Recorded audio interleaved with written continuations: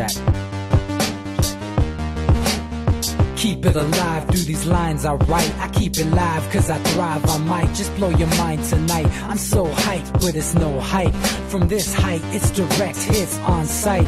I'm your type, lend me your ears to show you that there's something in me. I'm not giving up, I'm standing right here, holding these days hostage. And I'll make this my year. We turning fear into love, and the love's in the air. I love doing this cause nothing compares. Nothing can share that same type of feeling when you feeling them flares. They can't catch it, it's havoc. I rip to a tear, switch a scenario. My stereos, I leave them impaired. Variables start to change and they're all in my range. I just gotta grab it, it's all mathematics. Every step is drastic, I make it fantastic. I'm trying to take your breath away. Asthmatic. This is live through the stereo. Go and let it blow, blow through the stereo. I'ma let them know through the stereo. Yo, here we go through the stereo, stereo. This is live through the stereo. Go and let it blow, blow through the stereo. I'ma let them know through the stereo. Yo, here we go through the stereo, stereo. Yeah, just nod your head with it, so explicit and vivid. Every image is intricate, intimate. I put my all into it, no scrimmage and no rules. I'm a pro tool, hear my heartbeat, beat into the vocals. I'm so loco, lost my mind, oh no.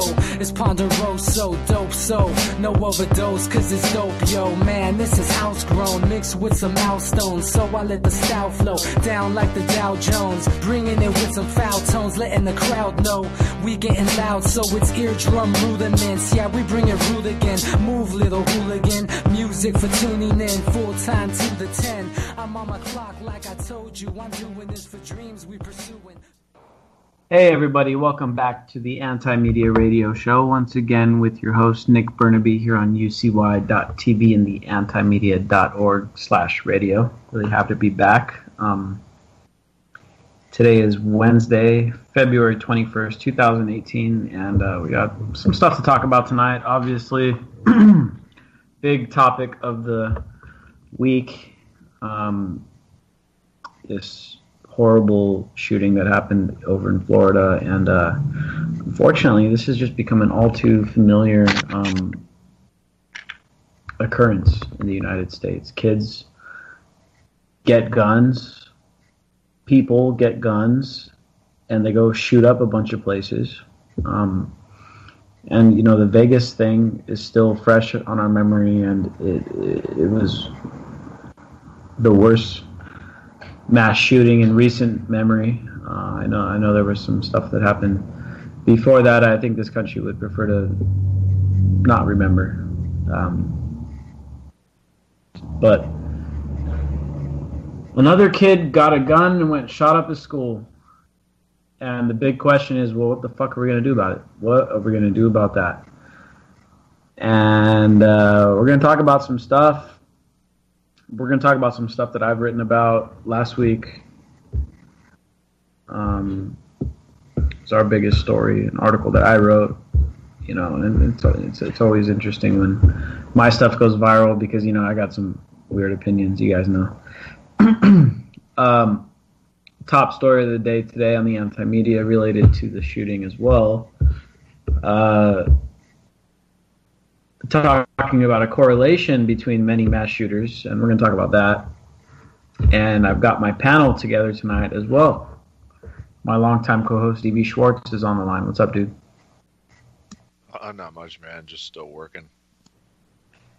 All right. Well, glad you could join us. I know you were busy today, but I'm glad you're here. I couldn't make it on Monday, you know, celebrating Trump Day.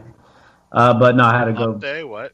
Yeah, Trump Day on Monday, President's Day. No, but I actually had to go to my friend's birthday thing, so we couldn't do the show Monday. And also got our awesome journalist on the line, Jake Anderson. What's up, Jake? Hey, not much. Same old. All right. Well, let's get into this stuff. First of all, a couple of themes here. There's immediately after any kind of shooting, there's the rush to lay blame on an entire demographic, right? So right after the shooting occurred, started going viral that, oh, this kid is the shooter. Well, it was the wrong kid. And the picture that went viral was actually a picture of this guy named Marcel Fontaine, who is a guy I actually know on Facebook, who used to be like he's a gay dude that was relatively prominent in the libertarian community who wound up becoming a communist. And so I guess these dudes on 4chan thought it'd be funny to put his picture up and say, oh, look, here's the shooter. And, like, I'm not even playing you. I checked out, like, the posts and stuff and the amount of shares they had. And, like, these posts reached tens of millions of people. So the first thing here is that and of course the picture of him had, like, the communist, you know, the hammer and sickle thing on his shirt and all that stuff. So, you know, these fucking trolls on 4chan, not only are they spreading false information about people and stuff, but they're also stirring up a bunch of these, like, ridiculous conspiracy theories and stuff too. And, you know, we've never been shy about going after conspiracies on this show, and shit, on the anti-media we go after real life conspiracies on a pretty regular basis, right? But I mean, some of this, like, lazy armchair conspiracy theory stuff is just so stupid and ridiculous that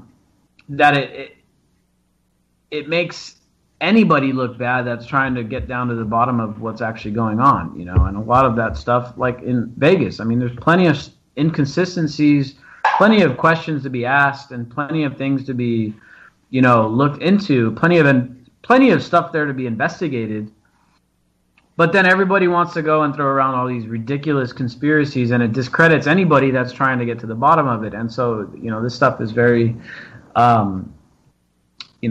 destructive to people like us who are actually trying to uncover real conspiracies. And I got a conspiracy theory of my own. Maybe these fucking crazy conspiracy theories are the actual conspiracy where the government's helping spread totally bankrupted conspiracy theories to make everyone else look bad that's trying to question the official narrative and stuff. Of course, you know, that's unsubstantiated information.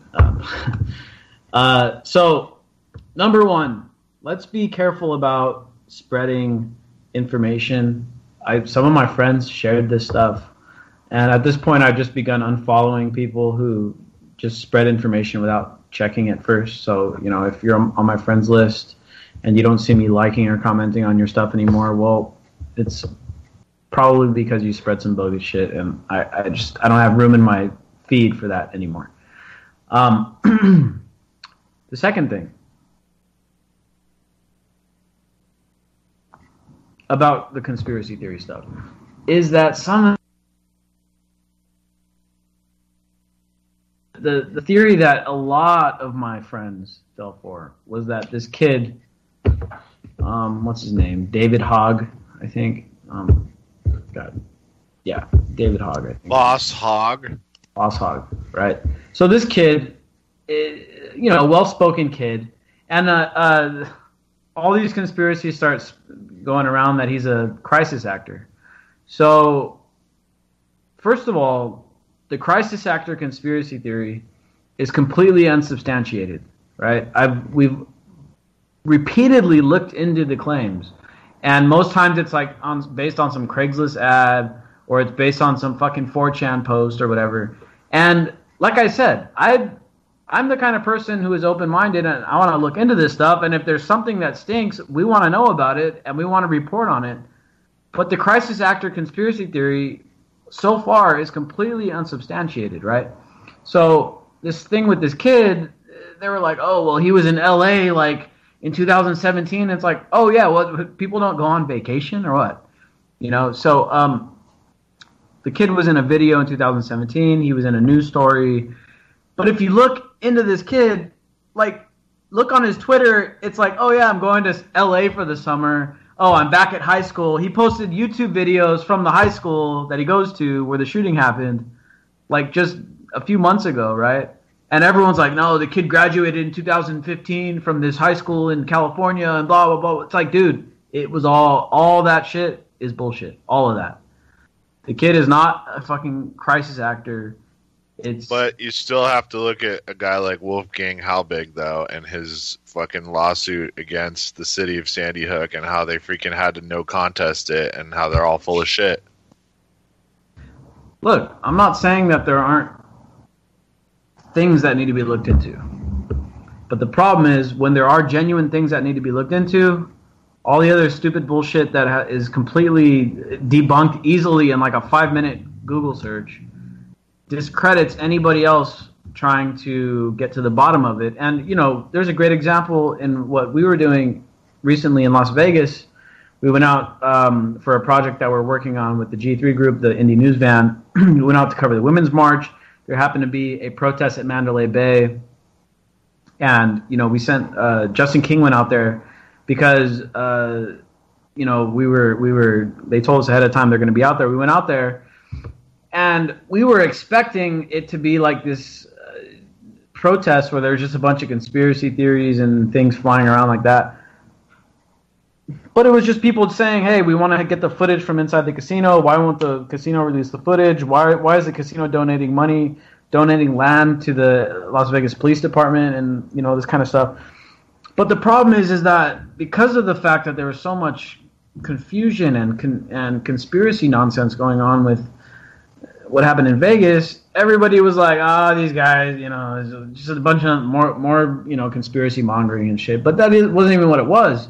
But because of the fact that it's been happening, it was like written off as just another one of those things, you know. And so we got to be careful about that. If we want to actually get down and dirty and figure out real conspiracies and investigate them, we can't go around calling everything a conspiracy because then we trivialize the real ones, you know? And look, I'm not saying that there isn't any, you know, maybe there is some kind of cover-up going on in Vegas. Maybe there's some kind of cover-up going on in Florida. I don't know. But from what I do know, all I've seen so far is unsubstantiated nonsense. So it just makes it harder for us to get to the bottom of it because it's just a bunch of noise, you know? And so it's just something I wanted to bring up here because I know our audience is kind of, you know, we're inclined to question the official narrative for sure, but we have to be careful about it because we don't want to make ourselves look like fools at the same time, you know. So I wanted to bring that up and, you know, just get that out of the way. And, you know, look, Jake has written about a bunch of conspiracy theories. I mean, there's conspiracy theories everywhere. I mean, there's genuine conspiracies, genuine collusion going on a daily basis between government, corporate, military, all kinds of shit going on. Like, all kinds of shit. And, yeah, the NRA and the members of Congress, they're in collusion together, too. But we have to be careful about go around calling conspiracies and shit. Jake, do you want to expand on that? Yeah, I mean, I think, I'm glad that I think people should be looking into all of this. I mean, I think there probably have been false flags out that have happened, but, you know, this is a very difficult information to find out. I mean, you're not going to be able to go file a Freedom of Information Act request and get proof of a freaking government false flag. This is going to be, that would be, I mean, you're talking about the beyond top secret. Well, Hogg's father is FBI. We know that. Right. Okay. I mean, you know, but there's going to be a lot of anecdotal facts and patterns. I like to study. There's no conspiracies. I like to study synchronicity and all that stuff. But the fact is, just because there's a pattern or even overlapping coincidences doesn't necessarily equal a conspiracy. Now, but statistically it does. So if enough of these things keep happening, then it's beyond coincidence. Well, I mean, I would say you can't have 87 school shootings in the first year of a presidential term and think that's normal when that's what Obama had his entire 8 years. So the uptick in 1 year is obviously political, which means it's obviously fucked up shit people are doing with mind control.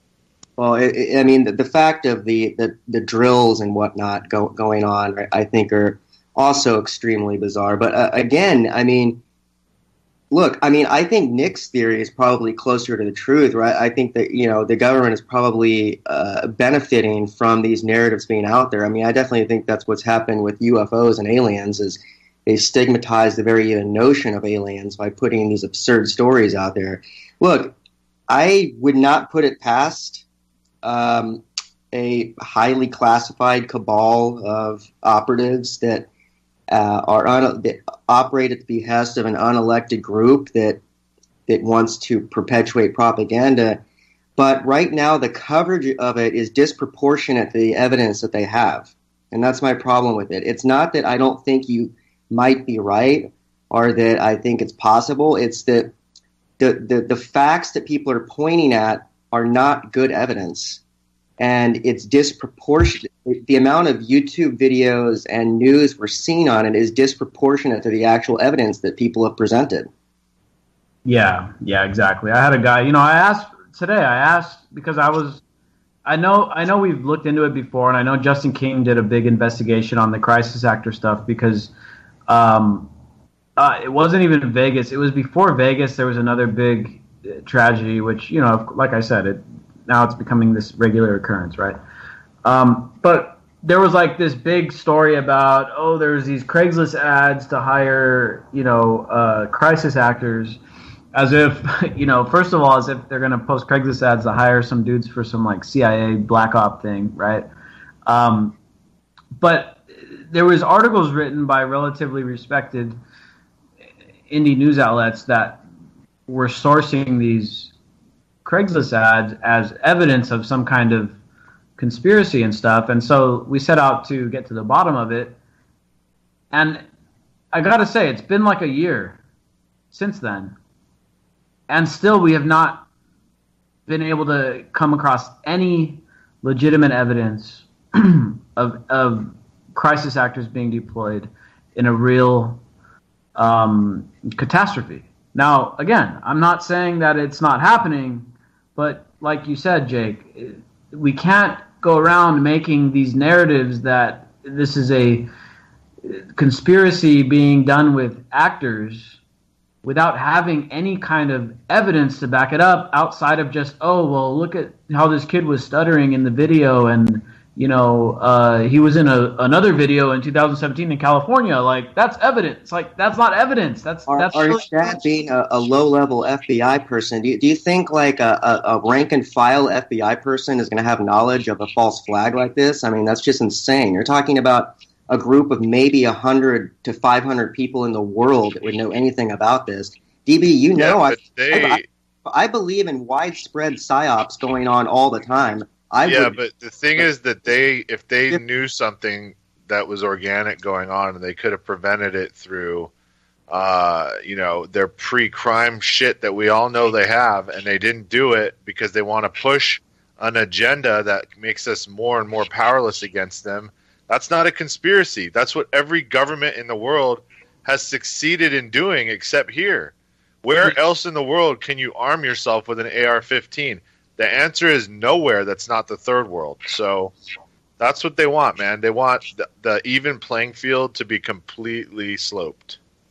Yeah, and I mean, look, that I can see that narrative. I mean, I can understand. It definitely looks fishy what's going on. It definitely does. But I still just have trouble believing that they would go to this much trouble to make it to where like an additional 1,000 people or whatever can't get these guns. These guns aren't going to allow an overthrow of the government. Are you kidding me? Like, this is not the difference between whether we have the ability to have a revolution against the government or not. This would just be, seems like a shitload of extra work and risk, but then again, I think 9/11 was probably a false flag. So I don't know, man. It definitely seems like there's something massive going on that we just can't quite seem to figure out. Look, I think that DB makes a good point in the fact that the FBI could have and should have stopped this thing. Now, do I think that this thing was a major conspiracy? It was a big setup and all that stuff? Hell no, I don't. I just don't see it because I don't see any evidence for that, right? But the conspiracy may just be an incompetence where the FBI, either by sheer incompetence or like, well, let's see what happens type of thing, allowed it to go on. You know, the facts are there. The FBI knew this kid was a threat, and they didn't do shit about it. Did they ignore it? Did they, that happened, right? So it's just one of these things where you never let a disaster go to waste, right? And now, of course, the reaction here, super emotionally charged, right? Like today they had this big town hall on CNN. They had like Marco Rubio up there. They had some spokesman from the NRA. They had, a cop, which was, up there calling for gun control and stuff.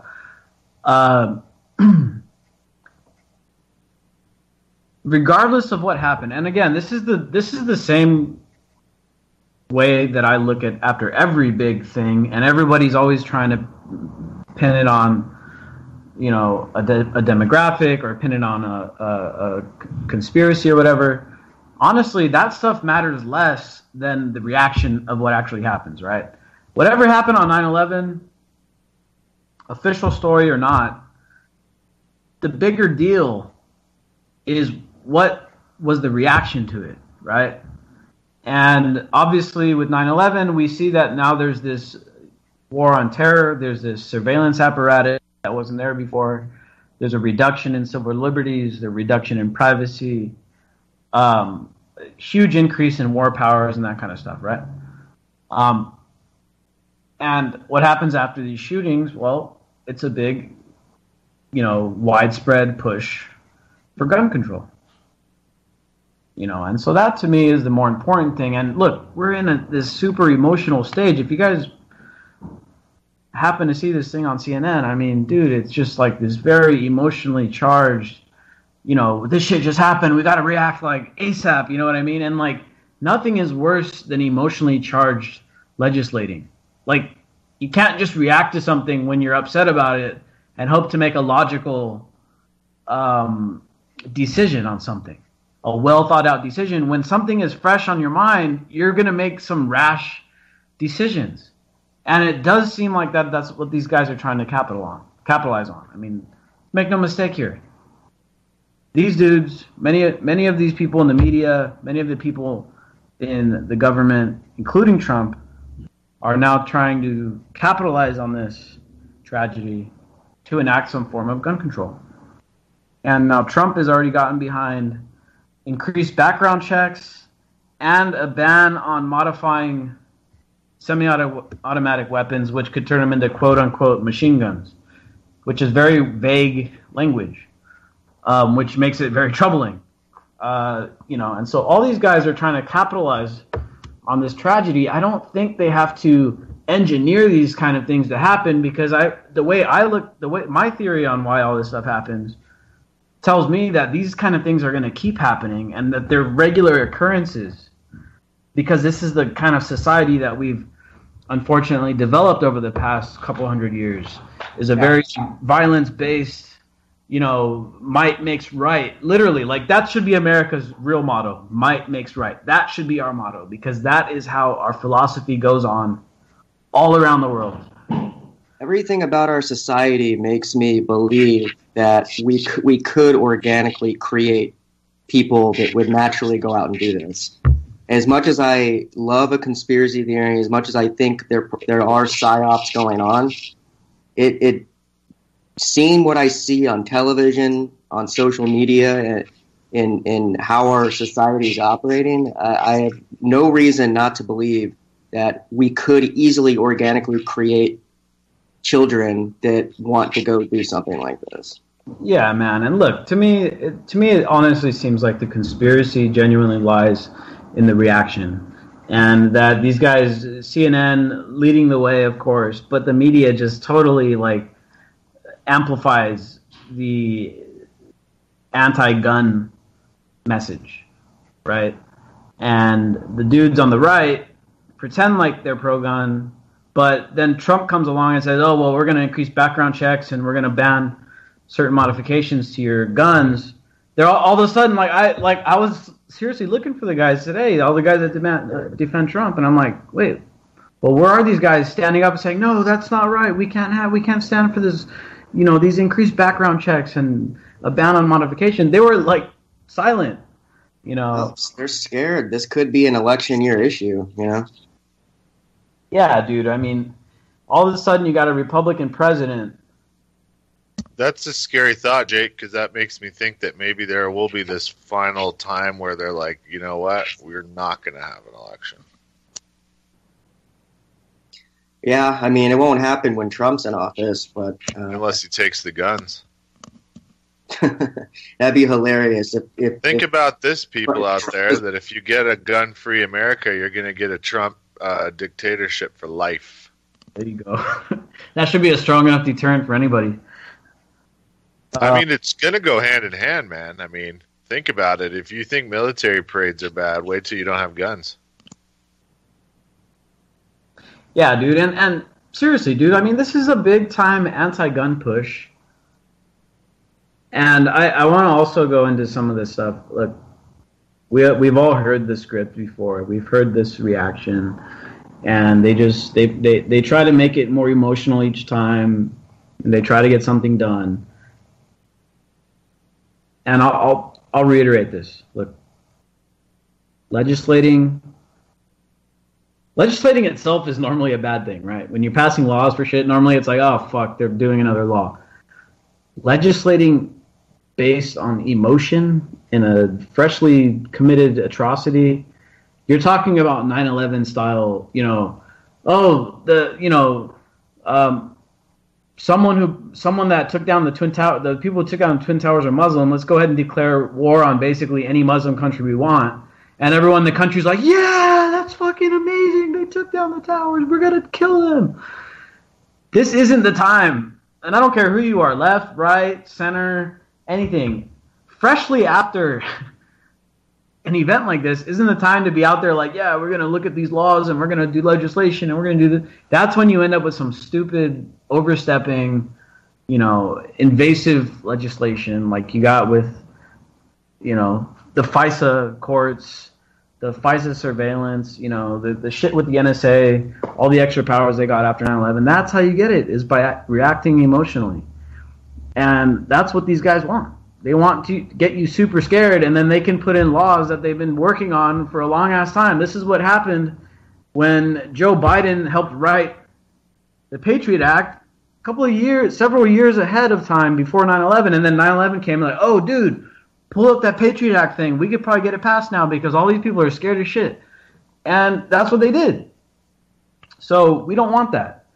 For me, where I stand on this, I'm not trying to get any legislation passed, let alone not when these guys are up in arms and just all, traumatized by the shit that just happened in Florida. Look, it's a huge, horrible tragedy, but taking guns out of the hands of these people who are trying to commit violent acts is not addressing the root issue here. Is why are these people trying to commit massive violent acts? Taking the tool out of their hand is only going to make them, what are they doing in England now? They're running people over with big ass trucks and shit. What was that one? I think it might have been in South France where that guy ran over like a bunch of people, that terrorist dude. I think you got to ban cars, Nick. I mean, you got to ban anything that can kill a lot of people at one time. Yeah, and that's like, is that the route we want to go down? Because now, in England, they're trying to like regulate the length of knives. Knives. Well, you can't, you could have kitchen knives, you just can't bring them out of the house or whatever. But England's just completely ripe to have its entire culture suicided, and that's what they'll do here, dude. That's why every time you see gun confiscation, you see massive genocide. Yeah, dude. Well, look, I know that I don't want to be gunless because I happen to see this thing from a different perspective than maybe your like average liberal or whatever who's like, yeah, just, sometimes the system elects guys like Trump and it's all right. We don't need to be able to defend ourselves from it. But look, here's the other argument here that I want to bring up because this is something that really comes to mind every time something like this happens, and all these dudes that are like claiming to be like these freedom fighter people who are like, oh, well, we need guns just in case Obama tries to, turn it into fascism or some shit. But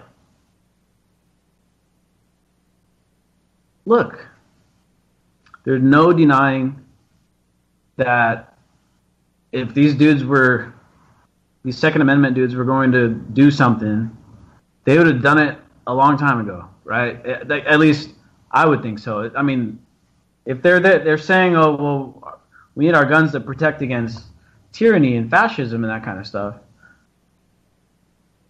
well, what the fuck? What have they been waiting for, right? They've been waiting for Trump to come and tell them to give their guns up. Well, look, here's an interesting argument I want to make. Trump is definitely has the support of the more fascist-leaning people. And, there's definitely a fascist vein over on the right. Just as there's authoritarianism on the left, yes. But there's definitely a fascist sympathizing vein. Look at the alt-right. I mean, these guys are like all either directly supporting or flirting with the idea of fascism, right? Now, they're not a majority, but at the same time, Hitler didn't have a majority either. I'm just, throwing out some stuff here. But here's the thing here's one of the things I want to talk about. All the dudes that have been stacking up weapons and ammo and armaments, for the most part, are conservative, right-wing dudes who at this point in time definitely have a fascist element to them. Not only have these dudes not prevented tyranny so far, but could they be the ones that actually impose tyranny on their fellow Americans? That is the interesting debate I want to have here, because all these armed dudes, if Trump was to be like, dude, you know what? We need to round up all these Democrats. We need to round up all these leftists. Tell me there wouldn't be some well-armed motherfuckers out there like, yeah, dude, let's do it. I mean, you guys ever thought about that? No.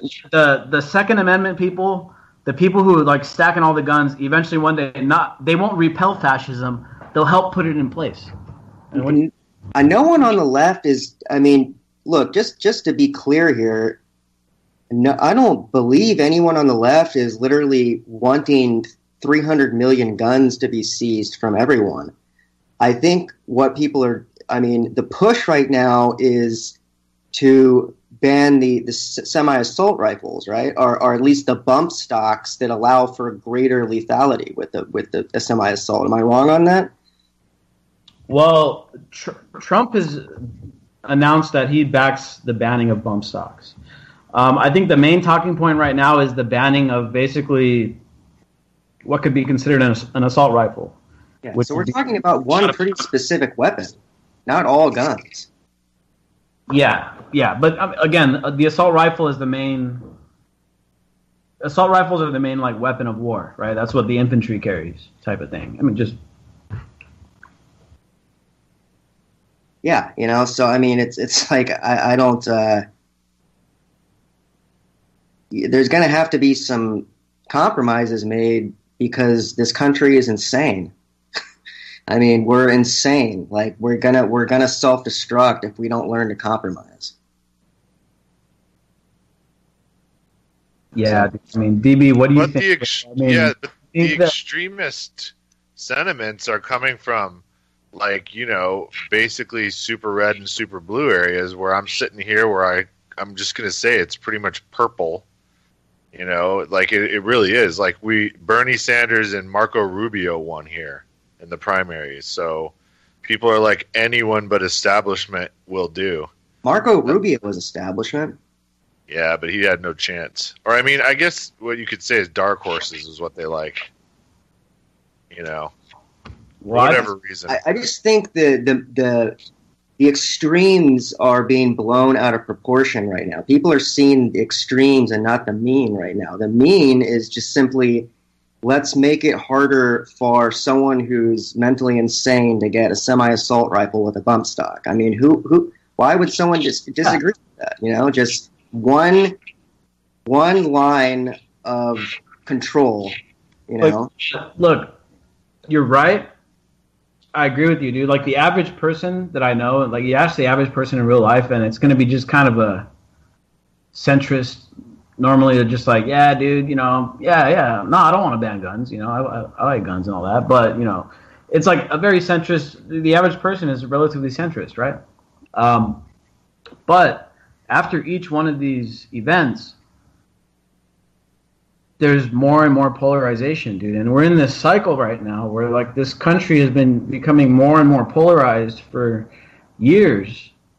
And we're just heading to this, we're going in the direction of this future that is so, where the two main, you know, political spheres are so far apart that there literally won't be any connection in between.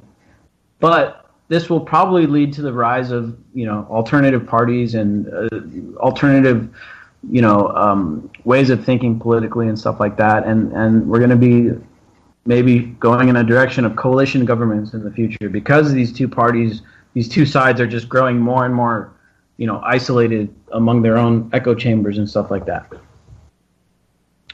This government should be run, and it will be run eventually, by artificially intelligent neural networks. That's the only thing that can save us at this point, because we're too insane. Biological intelligence is too insane to legislate itself right now. I'll drop the mic after that one. Well, what about all the blockchain? What about the blockchain voting stuff that's going to be coming around? That's going to be interesting. Yeah, I'm not familiar with the blockchain voting. Oh yeah, like you're going to be able to actually use your smartphone and pay like a very minuscule amount. Like I'm talking about less than $1 to be able to vote in important elections, completely encrypted and legitimate. Dude, yeah. Blockchain is the future of just about every system. Yeah, dude. We need to talk about these new ideas because, look, these two parties are just flirting with the same old bullshit ideas. Oh, we need gun control like this, which is like the Democrats, and then the Republicans are like, well, no, we need gun control like this. They're all flirting with similar ideas that you can legislate our human behavior and not address any of the other big things that are influencing our behavior. There's also blatant moral extremism. If you go back and forth between Huffington Post and Breitbart, and you literally, eventually you can't tell the difference. Even their opinions are different, but the tone is the same, and you ultimately can't tell the difference between them, even though they're total opposites. Yeah, dude. And, you know, so what we need is new ways of thinking, new ways of doing things. These old parties are going to fucking sink our ship, and we're all going to get sucked down with it unless you bounce out early enough.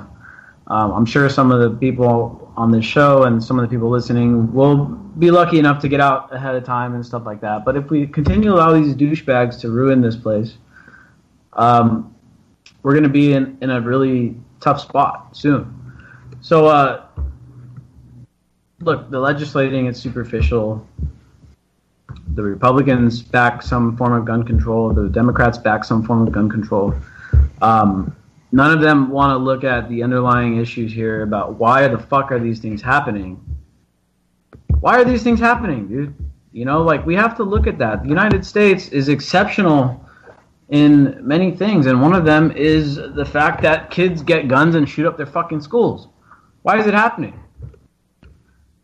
And to me, the answer is pretty obvious. It's not, oh, well, they just, you know, like, look, when I was a kid, I knew some people in my family who had guns. I never was like, you know what, maybe today I take a gun to school and go shoot and kill a bunch of people because I'm upset at some kid bullying me. I never felt that way.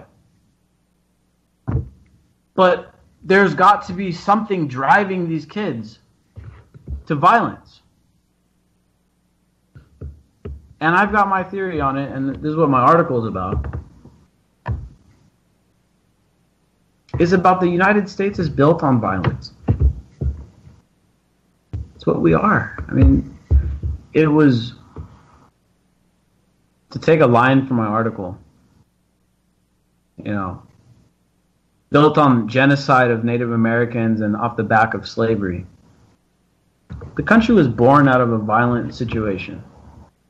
Killing Native Americans, enslaving people, fighting revolutions, and then expanding, like, you know, it was like the 13 colonies with the British, and then Florida, part of the South, was held by the Spanish. Central parts were held by the French. Some of the Southwest held also by the Spanish. This whole country, just the physical landmass of the United States, was conquered, right? It was conquered at different periods of time. And so this country, not even looking at the stuff we have going on foreign policy, like we got wars in 7 countries and we got, you know, bases in almost 100 countries and whatever. Not even counting all that, just the physical continental United States itself is an empire, right? Conquered from other people and turned it into our own.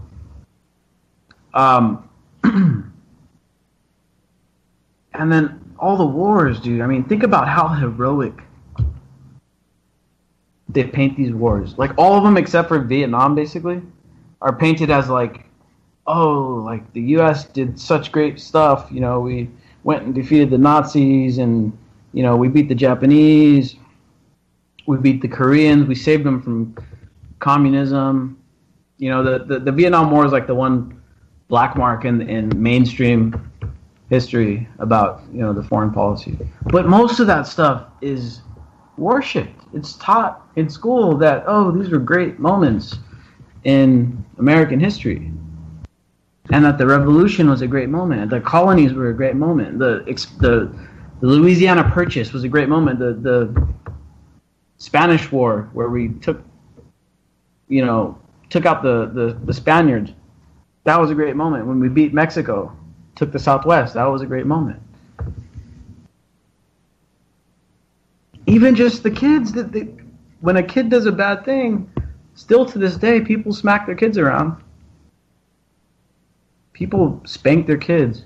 I'm not a parent, so I can't comment too much on parenting. But just out of observation here, I'm thinking, well, if a kid does bad and the parent spanks it, and then a kid later on goes to school and another kid does bad, who is that kid to think that that other kid shouldn't be spanked? And if the kid's not in a physical position to spank the other kid, the next best step is to grab a weapon, right? Like, the point I'm trying to make here. Pretty good theory, man. The point I'm trying to make here about these, and it's not any specific one and why one thing happened or why this kid in Florida did that, but I'm just thinking underlying this whole thing, this idea that the U.S. is exceptional in the fact that kids go and shoot other kids. I can't help but think that it stems from this just completely violent, flooded culture. Like, it's literally, we're up to our ears in violence every single day. The kids go to school, do the Pledge of Allegiance,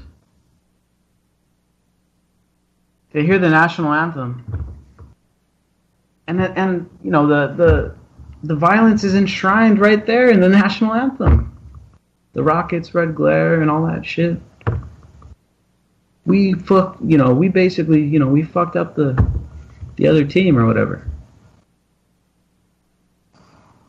It's ingrained in us, and if we never address that, if we keep going around saying, "Oh well, the Republicans are going to do this, and they're going to put..." Dude, how do you start a country with even if it wasn't completely violent, we still, for all real purposes, genocided the natives?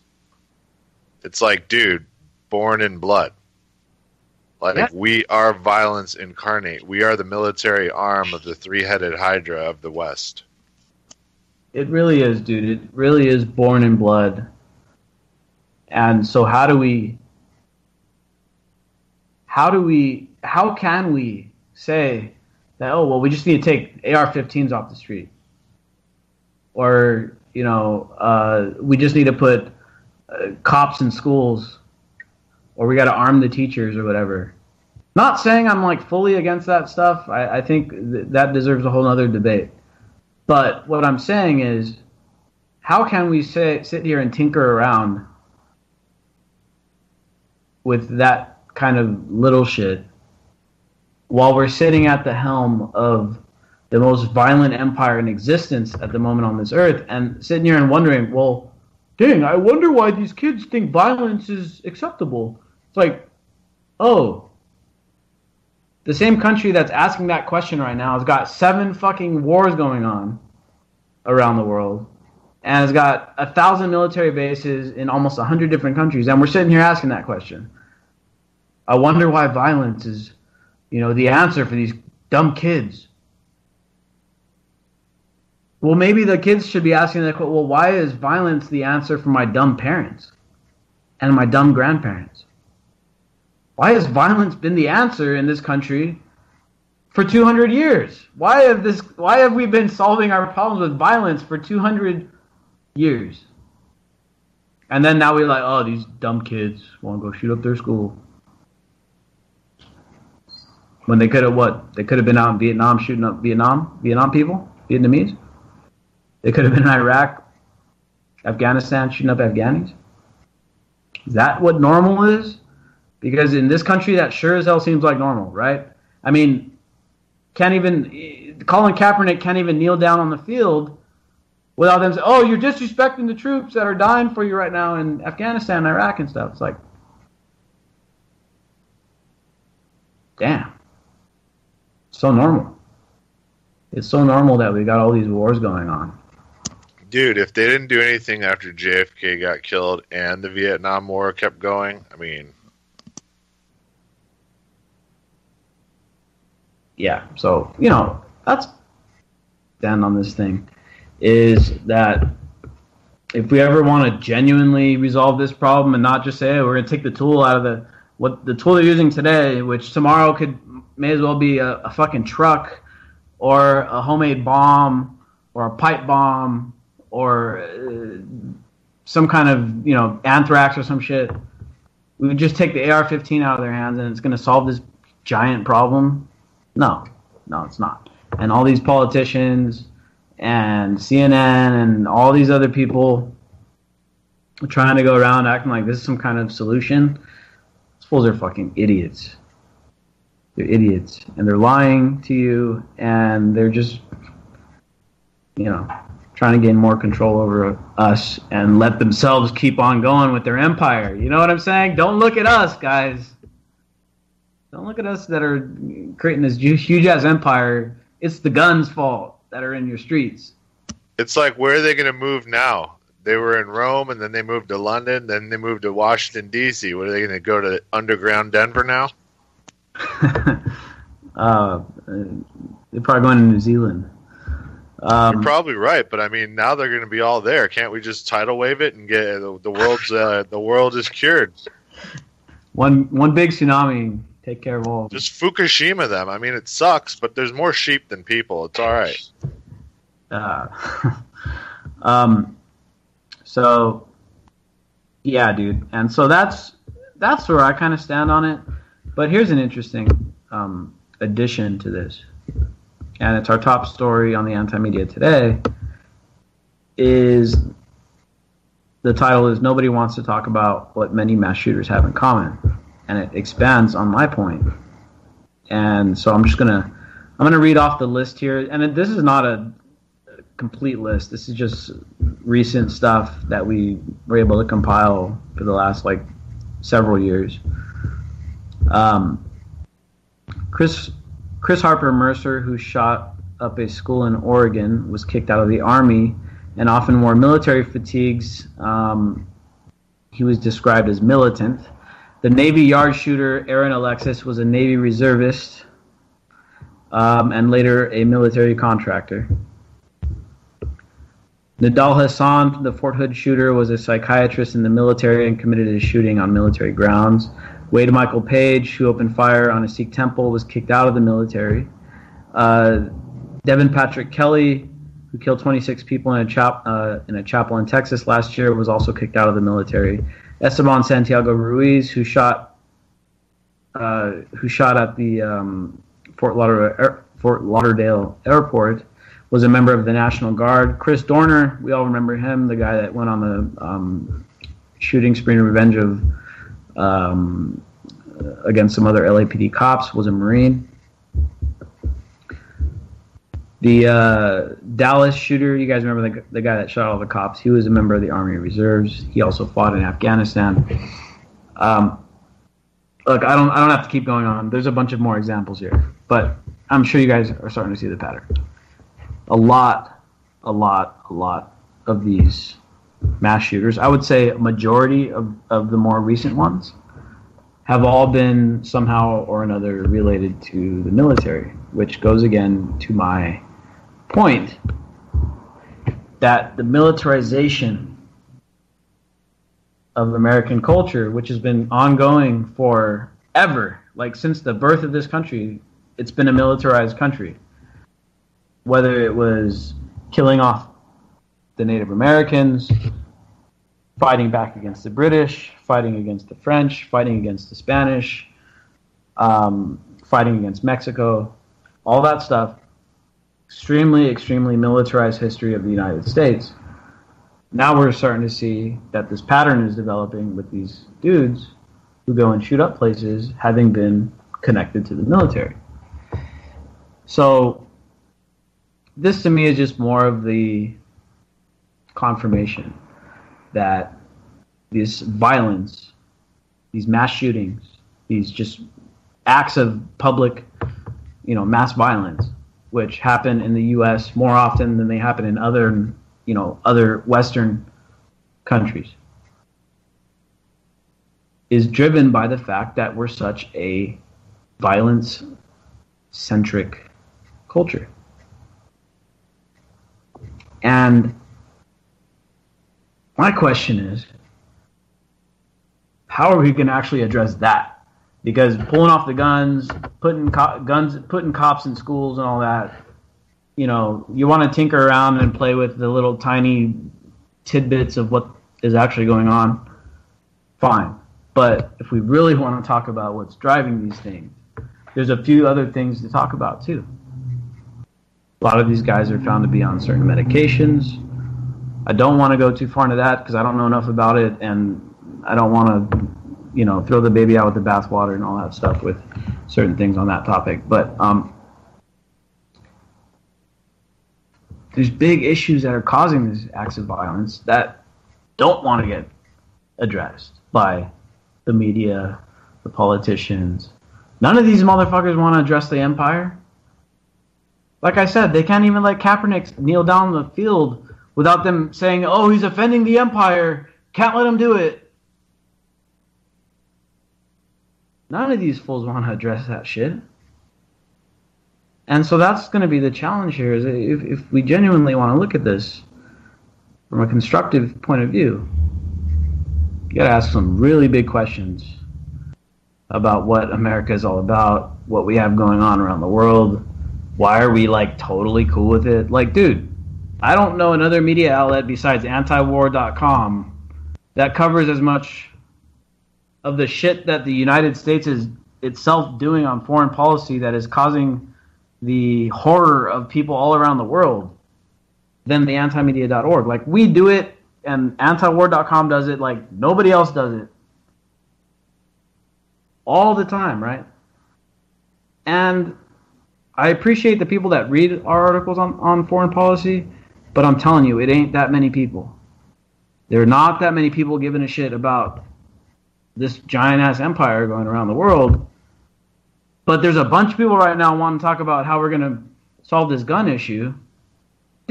Nobody wants to understand that they go hand in hand, that they're both part of the same issue.